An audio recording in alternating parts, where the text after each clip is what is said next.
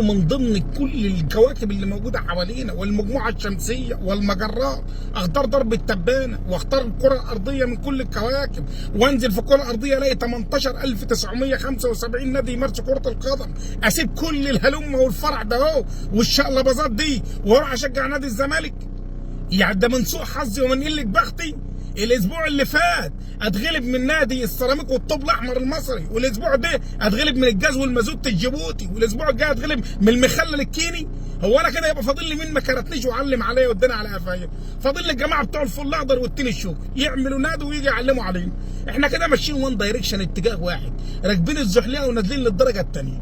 كده ما ورناش بس غير ان احنا نمشي ورا البريخ البورسعيدي، ولا ان احنا نروح الجنب الثاني ناحيه النادي السكه. انا مش عارف هيدونا اي مجموعه بحري ونلعب سكر ابو رقاص، ولا يودينا بقى مجموعه قبلي الجنب الثاني نلعب شبان المراغه. انا مش عارف احنا هنروح في اي مجموعه الحقيقه، لان احنا وضعنا محير. على راي الاستاذ احمد سعيد عبد الغني الكاتب والروائي والاديب في مسلسله الرائع لما قال انتوا جايين هنا تهزقوني ولا ايه؟ هو ما فيش حد في الكوكب ده بياكل عيش اللي عضلنا احنا؟ لا، عليه العوض ومنه العوض، عليه العوض ومنه العوض.